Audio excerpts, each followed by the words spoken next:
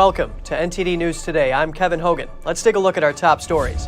The nation's largest rail union just voted down a White House labor deal, prompting fears of a national rail strike ahead of the holidays. An FBI veteran questioning the DOJ's appointment of a special counsel to oversee former President Trump investigations, while former Deputy Attorney General says he probably would not have done it. The Kari Lake-Katie Hobbs election saga continues. The Arizona Attorney General's office has questions about what went down in Maricopa County, and it demands answers. Twitter reinstates the accounts of former President Donald Trump, journalism watchdog Project Veritas, and Kanye West. And CBS News is tweeting again after voluntarily leaving the platform.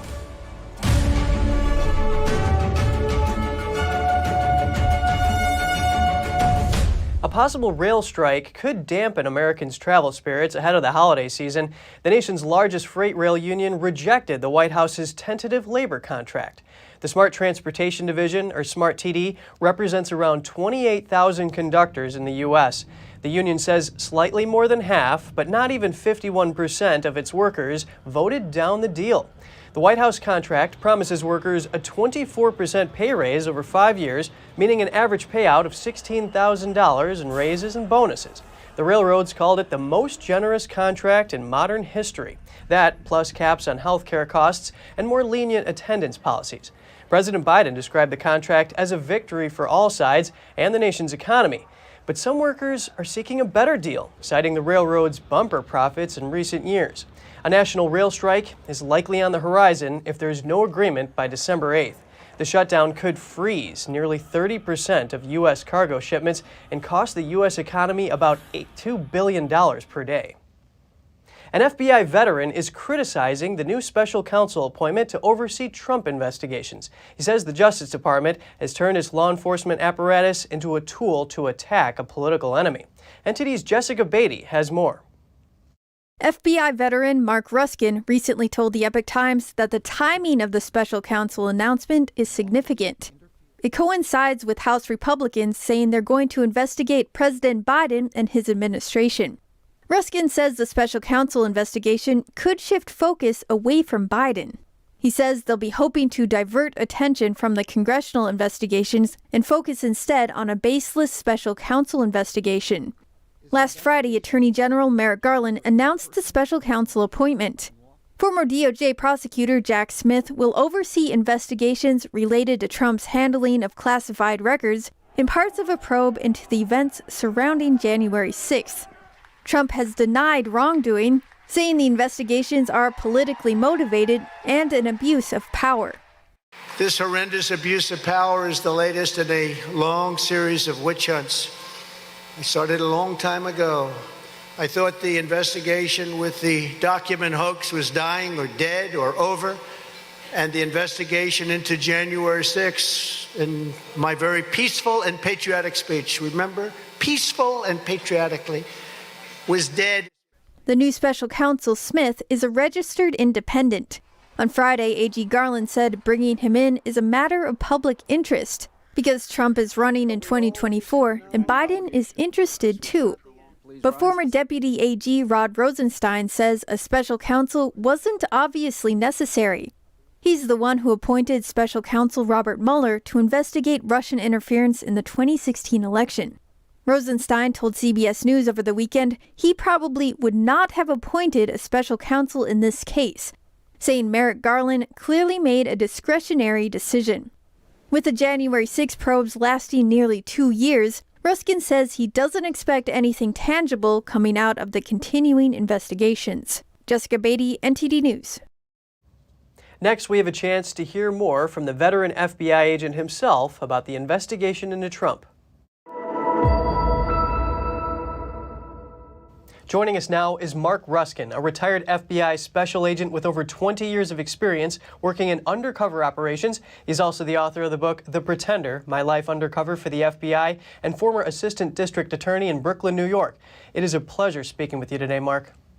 Good to see you again, Kevin. Thanks for having me on.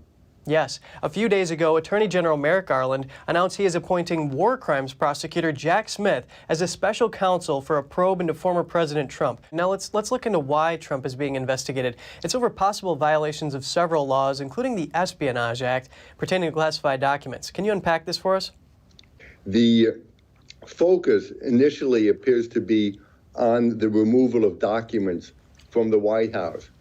Yet, when one looks at other former presidents, it appears that both President Obama and President Bush also removed documents from, and documents which ultimately ended up, to my understanding, in the National Archives or in their libraries, and without generating a full-fledged investigation. So the issue would be, is the search of at Mar-a-Lago, was it really prompted by a search for documents, or was it perhaps a fishing expedition looking for other types of information pertaining to the January 6th investigation? So yes. and now leading into the special counsel appointment, there seems to be a potential tie-in between the two. So you have a background in prosecutions. What would the DOJ need to do in order to show that there was an obstruction to this investigation regarding classified records? Well, to show an obstruction, essentially, the initial step would be to articulate facts which would support a conclusion that there's probable cause to believe that obstruction took place. So it's not a high threshold, but it's still a threshold that would have to be met. And, that might account for what prompted this very broad search warrant to be drafted and subsequently executed. Yes, I see what you mean. You're mentioning the threshold that they need to present evidence. Now, Trump said the gravest threat to the nation is not from abroad, but from within. He says the justice system is being weaponized and corruption in D.C. needs to be cleared out. What is your reaction to this? Well, whenever there's too much of an accumulation of power, there's a temptation to abuse that power. Certain aspects of the Bill of Rights have a tendency to be relegated to the past, and the Constitution itself has been denigrated. I would suggest that there is a need for house cleaning, and in order for there to be house cleaning, there needs to be an independent and an objective Justice Department and an independent and objective FBI to conduct investigations into public corruption which are unbiased and which are applied to anyone, regardless of political party, if they've committed acts of corruption. Thank you so much for your analysis. Mark Ruskin, retired FBI special agent. Pleasure speaking with you. My pleasure, Kevin. Great to see you. Now to Arizona, where the state attorney general sent a letter to Maricopa County. It demands answers on problems that took place on Election Day. The letter cites hundreds of complaints received since November 8th. It says the complaints, quote, go beyond pure speculation and include first-hand witness accounts that raise concerns regarding Maricopa County's lawful compliance with Arizona election law. NTD's Daniel Monahan has the story. Our election officials failed us miserably. Maricopa County election officials say at least 60 of 223 voting locations experienced technical problems related to ballot printers having non-uniform printer configuration settings. Tabulators could not read some ballots due to those settings. County officials estimate the technical problems may have impacted more than 17,000 ballots on Election Day. Carrie Lake collected accounts from voters that she posted on Twitter. It took Sharissa nearly 4 hours to vote after arriving at 5:45 a.m. before work. She was told to put her ballot into Box 3 but refused. Box 3 is the compartment used when the machines can't scan the votes. It does not matter how you voted. It's an absolute disgrace what happened, and Maricopa County needs to be held accountable.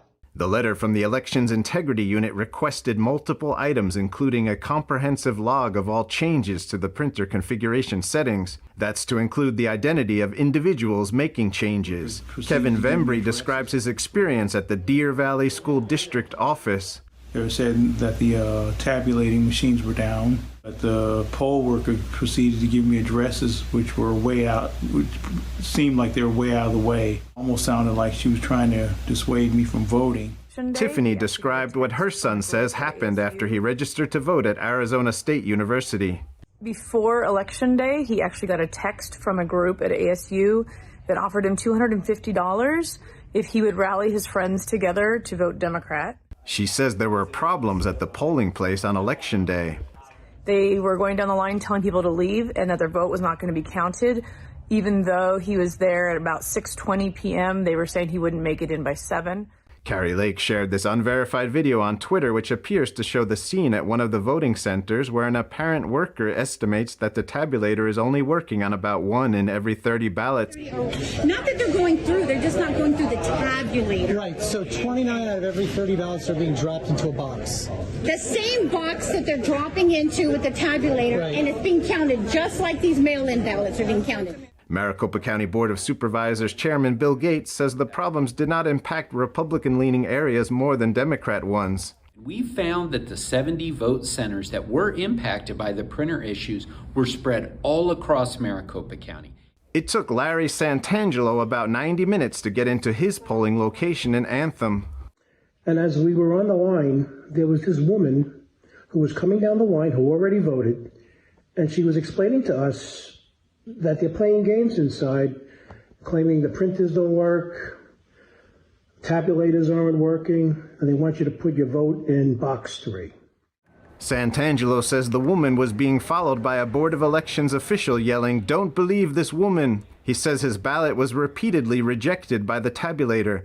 He was asked to put it in box 3 where it could be counted downtown, but he refused because he felt it meant they would throw his vote in the trash. They blamed the printer. They did blame the printer, but it was probably planned. Just to frustrate you to leave. That's what I feel. This man lives at a 55 and older community in Maricopa County. He arrived 15 minutes before opening time at the voting center. Once inside and my ballot was filled out, I turned around and the line was at least 20 people at the tabulators because of the ill-functioning tabulators that should have been properly tested and ready. I believe it was a form of voter suppression. Katie Hobbs, the current Secretary of State, is the top election official in the state. As overseer of elections, she has several duties, including watching the counts and certifying the election results. Carrie Lake had called out the conflict of interest many times before the election. Hobbs addressed the matter on CNN on November 4th. I'm not going to recuse myself from the job that the voters elected me to do. Bill Gates responded to calls to redo the election. He says that Arizona law requires that all 15 county boards of supervisors across the state must conduct a canvass and decide whether to approve the canvass. A canvass is an official tally of the votes. We will invite people from around the community to speak, and finally, we will decide whether to approve the official canvass. Assistant Attorney General Jennifer Wright says the issues are related to Maricopa County's ability to lawfully certify election results and requested a response from the county by November 28th. Daniel Monahan, NTD News. The New Hampshire Democratic Party has filed a lawsuit to stop a recount for a state House seat. They argue that the election results should stand, even if they are wrong. The race in question is between Republican Larry Gagne and Democrat Maxine Mosley. Initial election results showed Gagne winning by 23 votes. Then Mosley called for a recount, which handed her a 1-vote lead. However, an audit showed an extra 25 votes that were not counted in the original tally. Democrats are seeking a permanent injunction against any further audits. They say state law prohibits further audits of election results once the Secretary of State declares a winner. Republicans call the lawsuit a desperate move by Democrats to overcome a 1-seat advantage by Republicans. There's also another House race being recounted where the candidates received an equal amount of votes. The issue sparked a social media debate over the weekend. Both Democrats and Republicans accused each other of interfering with election integrity while bringing up old debates about election fraud from the 2020 presidential election. Kanye West appears to have confirmed that he will be running for president in 2024. West gave up a previous attempt to run for the nation's highest office in 2020. In a since-deleted video posted to Twitter, West can be seen alongside conservative figure and former Breitbart editor Milo Yiannopoulos. West says, "This is Milo right here, working on the campaign." West was asked if that was an announcement, to which he responded by laughing and saying, quote, "I guess it is." Later in the video, the fashion designer can be seen holding up a pair of tracksuit bottoms branded with the words, "Yay 2024." Former President Trump, Project Veritas, and Kanye West are all back on Twitter after being banned. And CBS News is tweeting again. Here are the details. The Twitter account of investigative journalism watchdog Project Veritas has been reinstated. Their founder, James O'Keefe, posted this video in response, thanking Twitter's new owner. Elon Musk getting us back on Twitter, the corrupt Twitter bird, upside down, no longer. Twitter suspended Project Veritas' account in February last year after O'Keefe shared a video of Facebook's vice president talking about the company's policies surrounding the limiting of speech. Back then, Project Veritas shared this screenshot showing a message O'Keefe's and the group's account received, saying, "We've temporarily limited some of your account features." On Saturday, Elon Musk reinstated former President Donald Trump's account nearly 2 years after he was banned from the site. The billionaire posted this poll asking people if he should reinstate former President Trump. The poll was open for 24 hours, after which just under 52% opted in Trump's favor. Trump has not posted anything yet and has previously said he has no plans to return to Twitter, preferring his own social media platform, Truth Social. And CBS News is back on Twitter after saying it halted activity on the platform due to security concerns because of the uncertainty about Twitter after Elon Musk's takeover.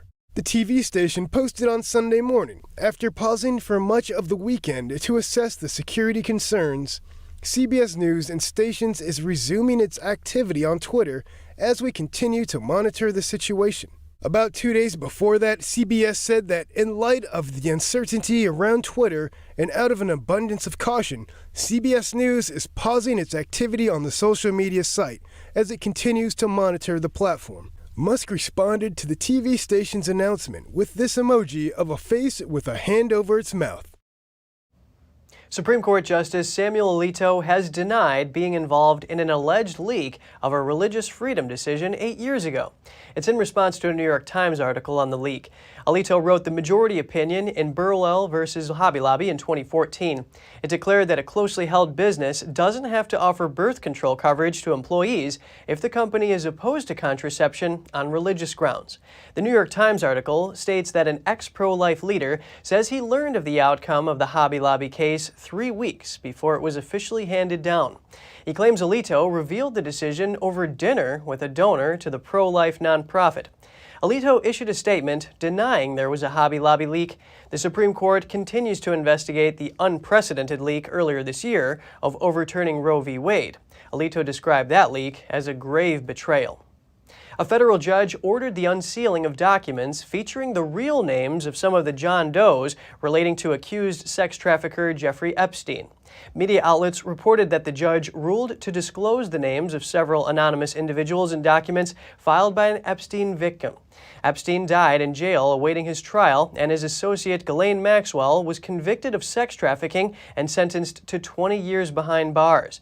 The documents come from a defamation case filed against Maxwell. While a timeline for the release of the documents and names has not been set, the judge identified some of the Epstein-linked individuals during a hearing. The judge will keep some names hidden due to the damage it might cause. In some cases, the individuals are victims of sex trafficking, and others, they are helpers to the accused sex traffickers. But the judge also sees some of the individuals in the documents as having only a marginal connection to the case. Turning to a 6-figure award over COVID vaccine mandates. It's going to utility workers who say the policies discriminated against them due to their religious beliefs. The settlement resulted in Goleta Water District paying $125,000 to 5 plaintiffs plus attorney's fees. Because they requested and were granted religious exemptions, the 5 plaintiffs had to choose between unpaid leaves of absence or paying for bi-weekly COVID-19 tests on their own time. The unvaccinated workers were also restricted from entering certain buildings and were required to wear N95 face masks, while vaccinated employees were not held to the same standard.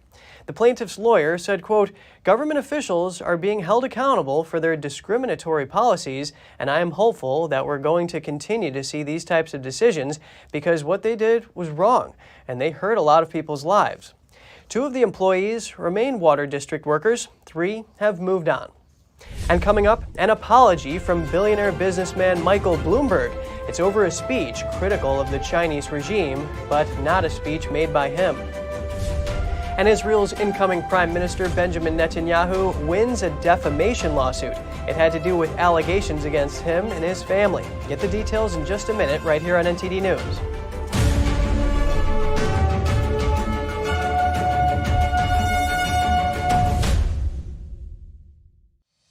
We're entering an unprecedented period of economic turmoil. The economy is unstable, our government is in shambles, and the global war on energy has created a domestic crisis. Americans need a way to protect their financial future. One way to ensure your wealth in retirement is by purchasing physical gold and silver. We can help. You can roll any part of your retirement account into a gold or silver IRA. Better yet, you can open a gold or silver IRA in 5 minutes or less using our online application. Preserving your family's financial legacy is a choice that's always available to you. And when you're ready, we're here to help. Call us and speak to one of our IRA professionals. Let's build your financial legacy together. GSI Exchange, wealth for generations to come.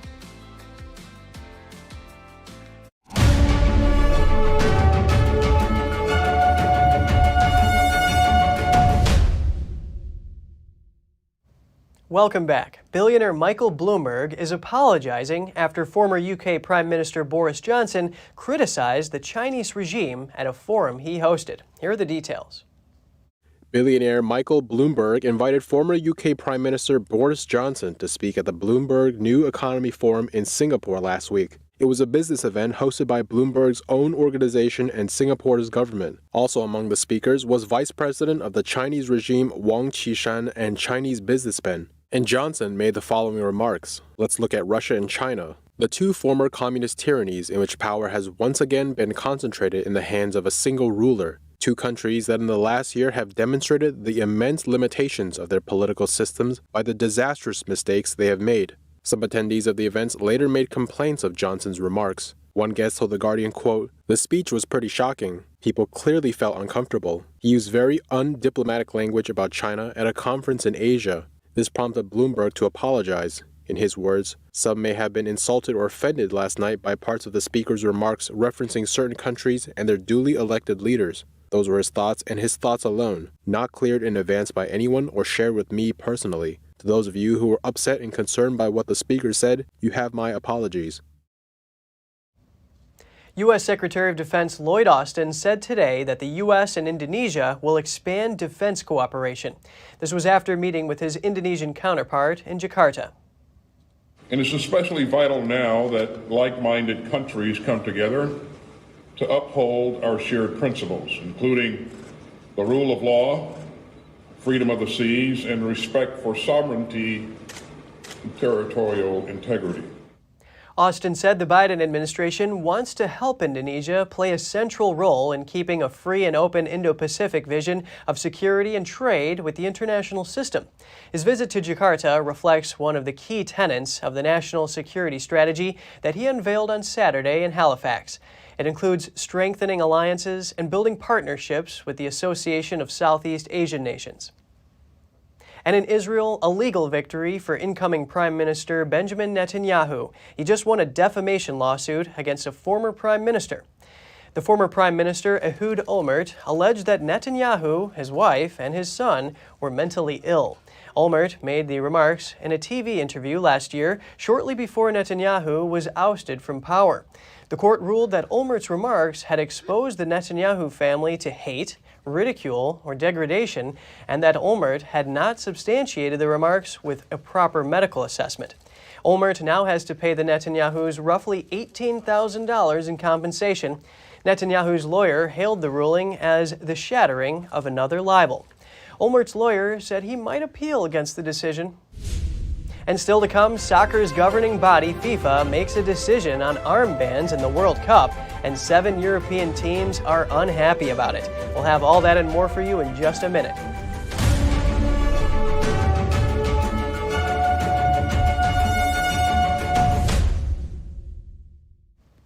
And turning our attention to the World Cup taking place right now, the captains of 7 European teams have agreed they will not wear a pro-LGBT armband. The Dutch Football Association initially started the campaign to wear the armband, known as the One Love armband, in 2020. Soccer's governing body FIFA recently ruled that team captains wearing the armband to World Cup matches would get a yellow card. FIFA said team equipment must not have any political, religious, or personal slogans, statements, or images. The 7 soccer teams involved are England, Wales, Belgium, the Netherlands, Switzerland, Germany, and Denmark. Although the teams agreed to comply, the Dutch Football Association says they are disappointed with the rules and will critically look at their relation with FIFA. And that's all for today's program. We're really glad to have you with us. Please send us an email if you'd like to tell us something. We're going to put it on screen. For podcasters, that's news.today@ntd.com. I'm Kevin Hogan, NTD News, New York City.